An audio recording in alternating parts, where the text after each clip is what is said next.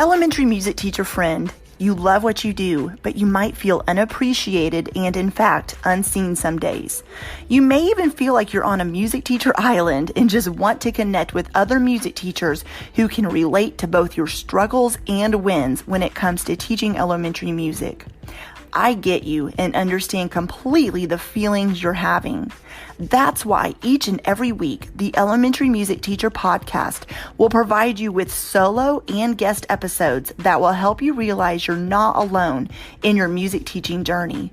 Throughout each episode, my goal is for you to be able to walk away with actionable steps and ideas to help you feel like you're ready to take on the new week with whatever challenges may be thrown your way. Hi, I'm your host, Jessica Peresta, and I'm so glad you're here. Whether you're at home, in your car, in the shower, or wherever else you're listening, grab your cup of coffee or whatever other beverage is nearby and listen in to the Elementary Music Teacher Podcast.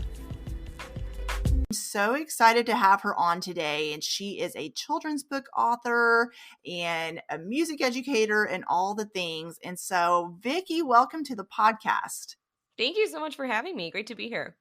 So I want to just start off by having you introduce yourself and tell us about the work you do for the music education community. Yeah, so I have my degree in vocal music education from Millikan University, as well as my master's in teaching and learning from University of St. Francis with a concentration in ESL.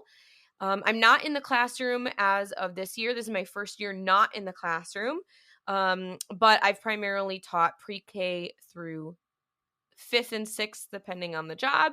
And now I write musical picture books with music teachers in mind.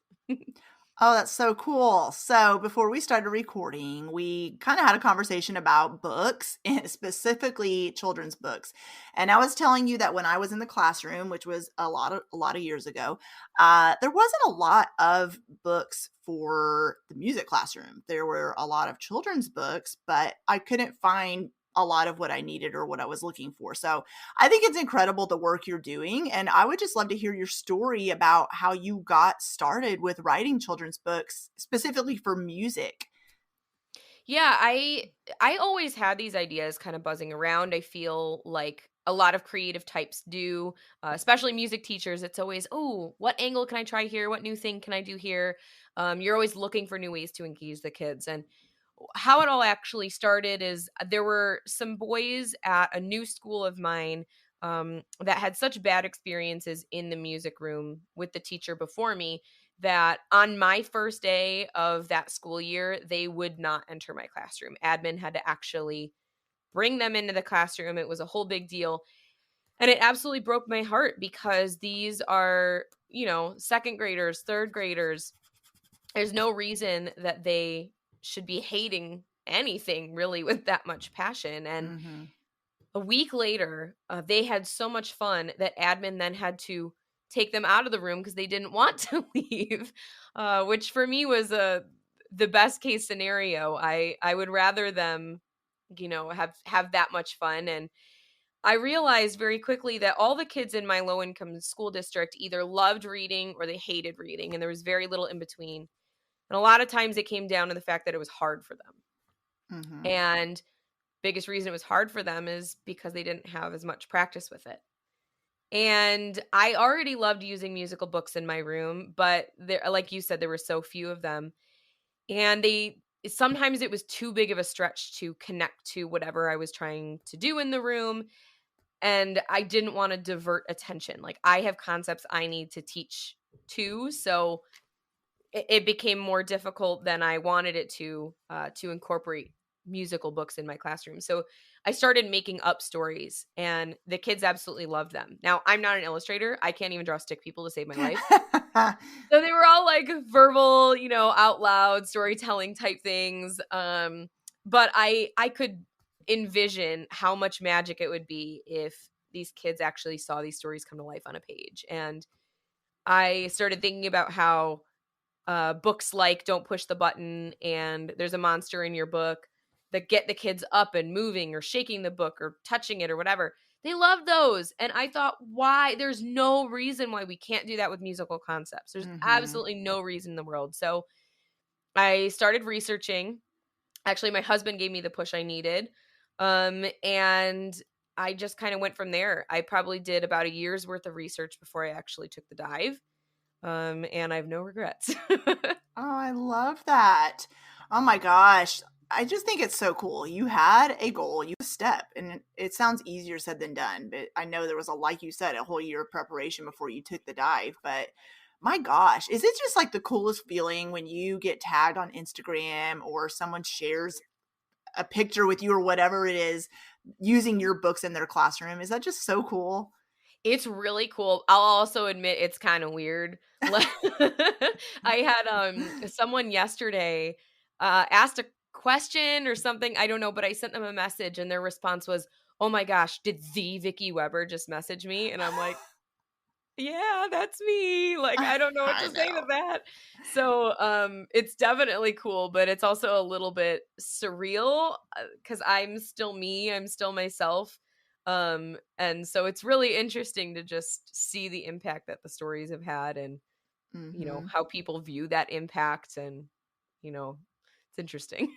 Yeah. So I know that the pushback, or I guess I should say the hesitation, um, in bringing books into the music classroom is like you've already said, you have specific objectives and concepts you need to teach. You're very pressed for time. You only have a limited amount of time that you see your students, and you have a lot to get done in that time. So for teachers thinking, I really want to bring books into my music room, but I don't know how when I already have a million other things to do. What are some tips that you can give to these teachers about that?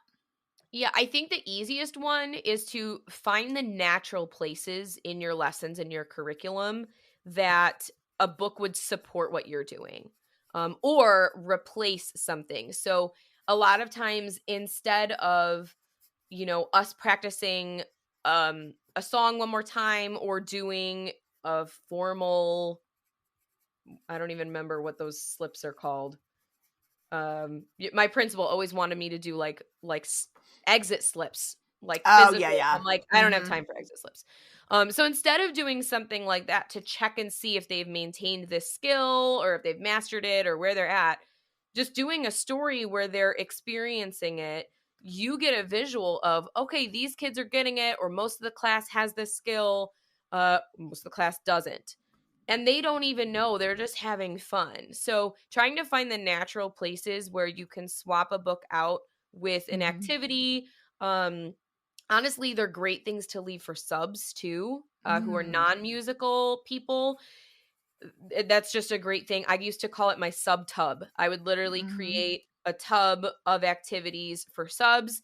I would label what grade level they were for, because half the time they didn't read my lesson plans anyway. So I would just be Mhm. like, here is some stuff. You pick what you're comfortable with. It's all planned out for you. Here you go. And books was a really heavy, really popular choice with my substitute teachers too. Oh, absolutely.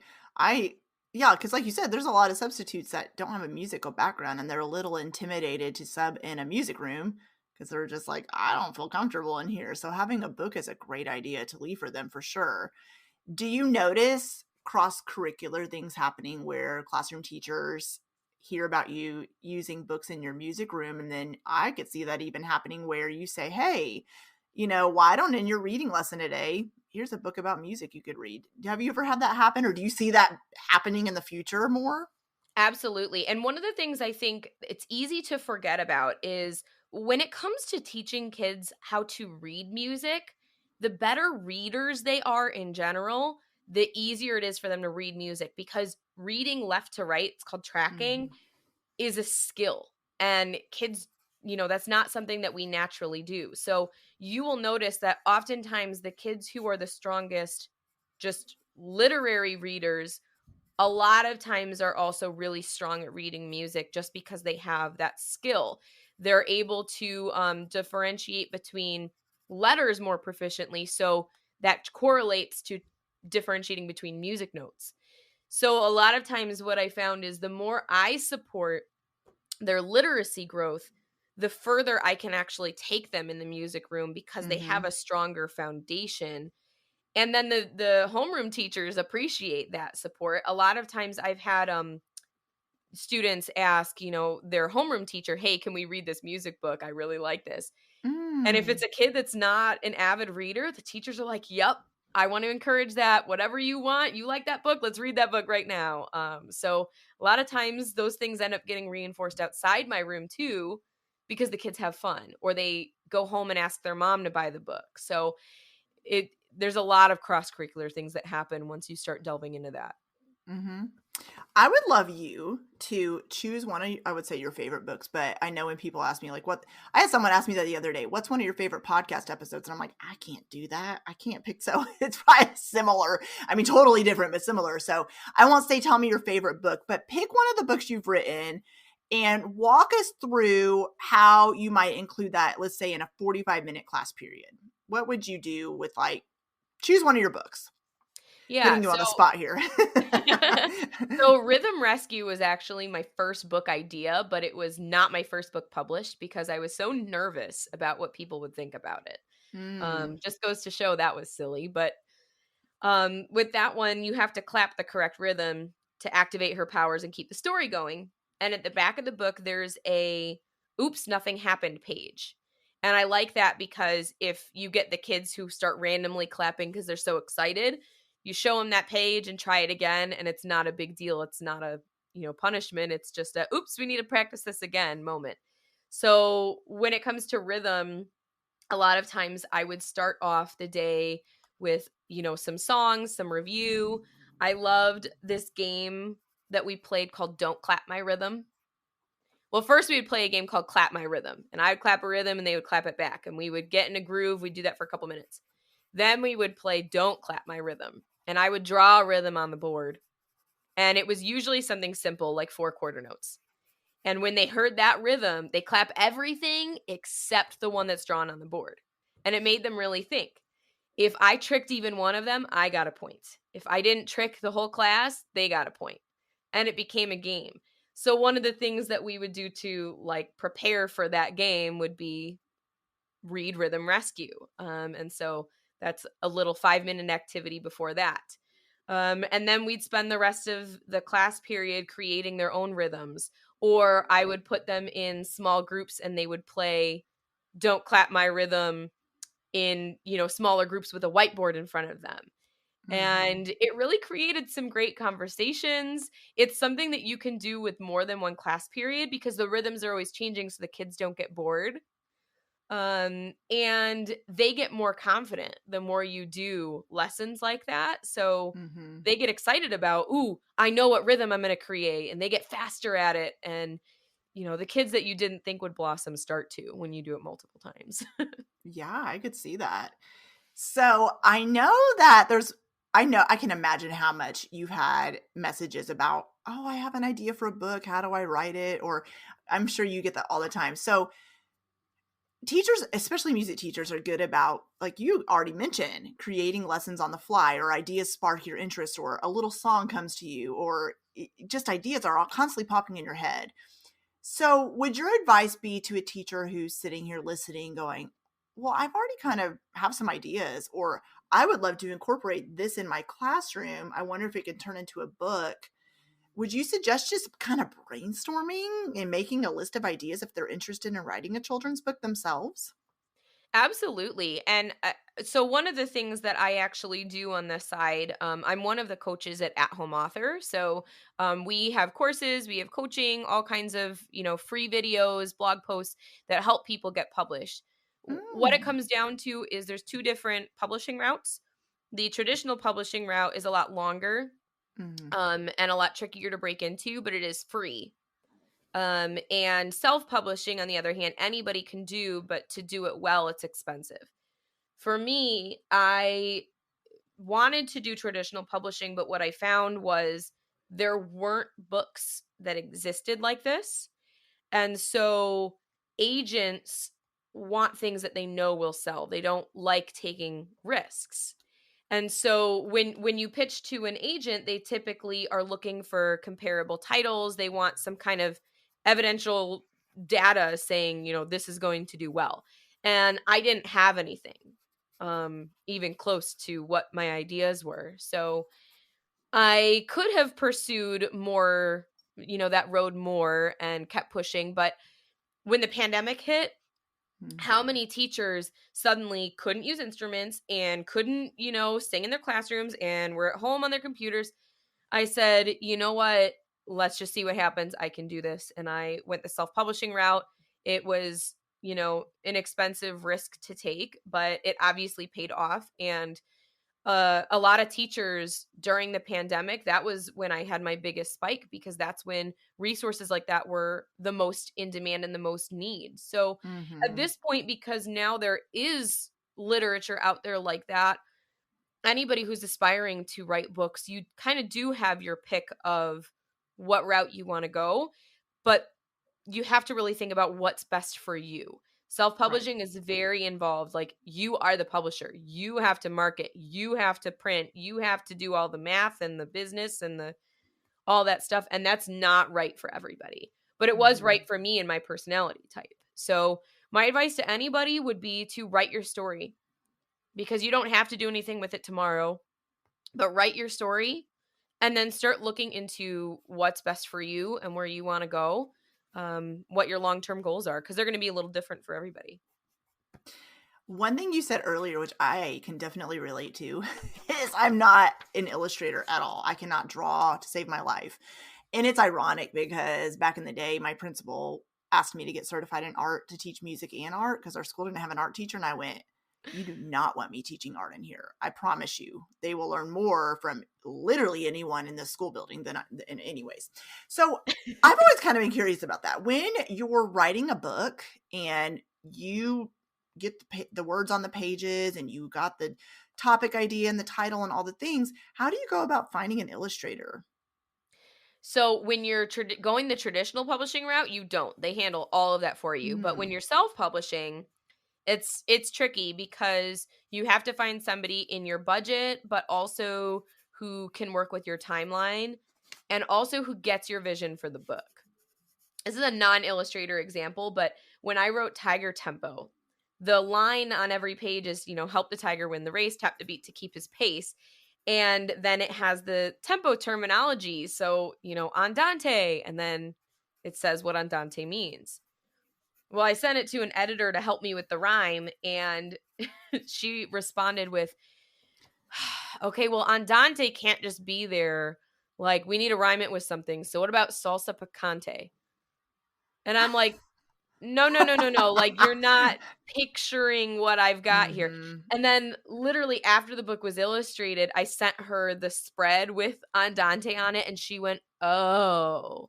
Oh my gosh. So there's a lot of times where, like, you have to not only find somebody who gets your vision, but you also have to be really good about communicating your vision. And even when you get really good at it, there's still going to be people who just don't get it. So I've had to do a lot of videos. Like, I will sit here with a pen and a paper and computer paper, and I will chicken scratch what's in my brain and then send my illustrator a video.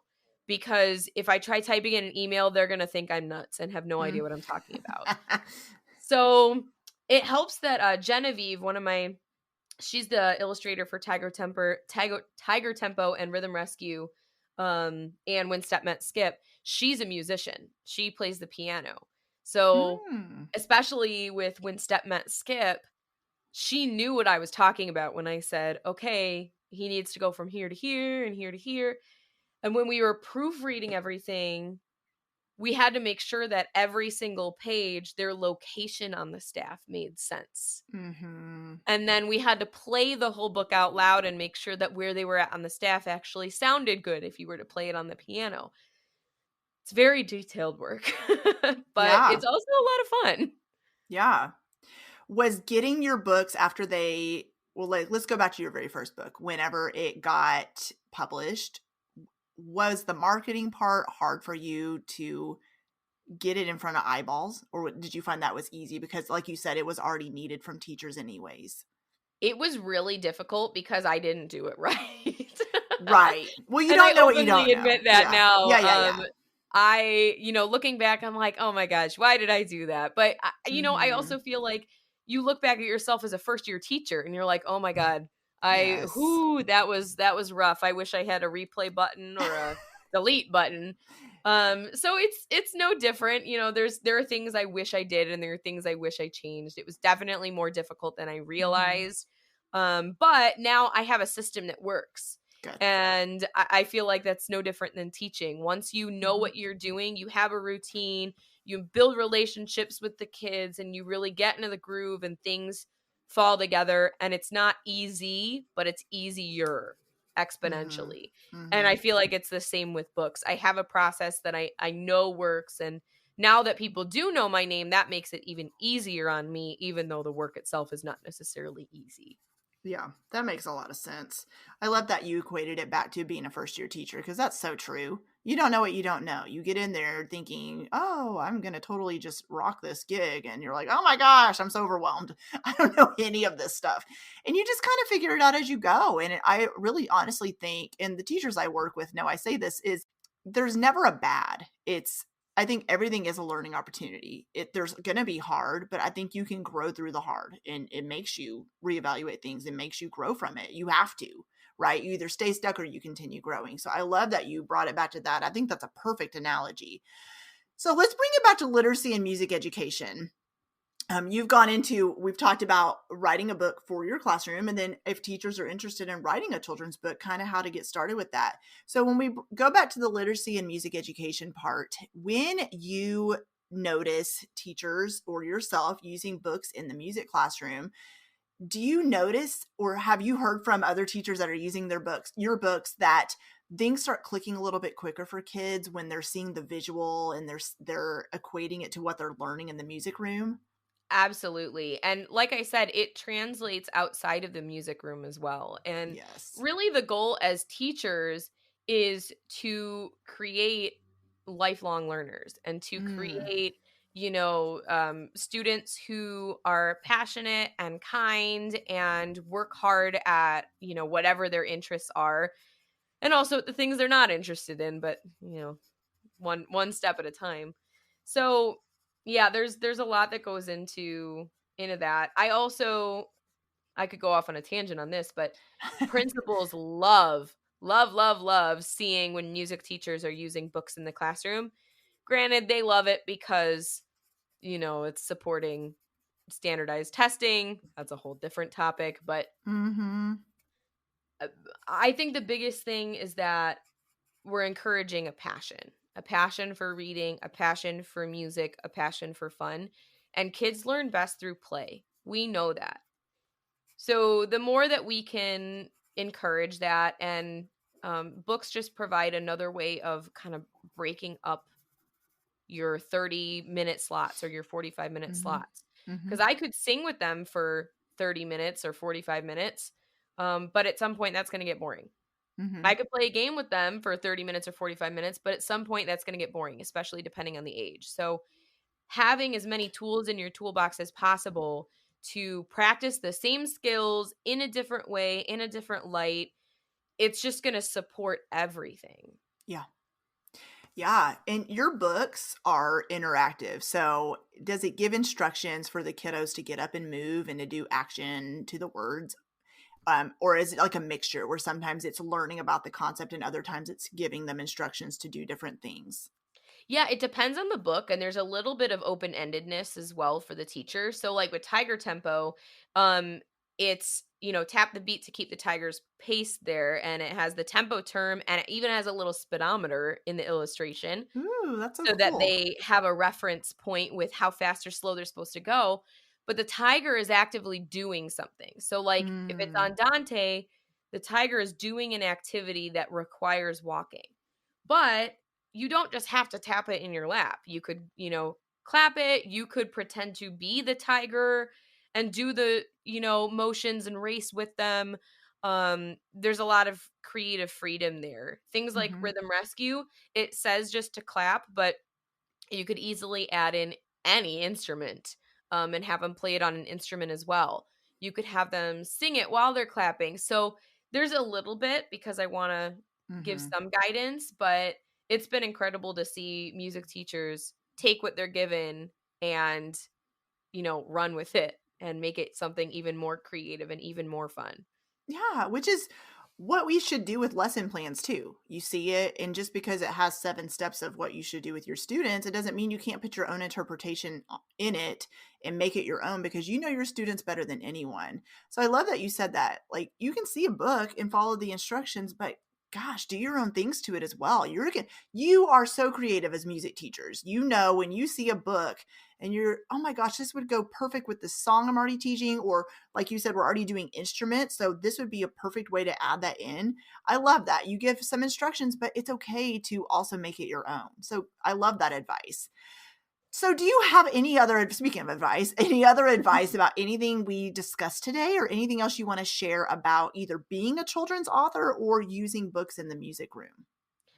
Yeah, I think my last kind of bit is coming from the ESL side of me, is to remember that your kids that don't speak English as their first language, I've often found that they are some of my top students, purely because when it comes to music, it is its own language.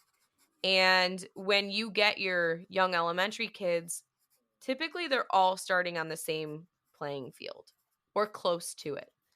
So no matter what background your kids are from, what language they speak, they all have the potential to be great little musicians and to create, inspire, and have fun.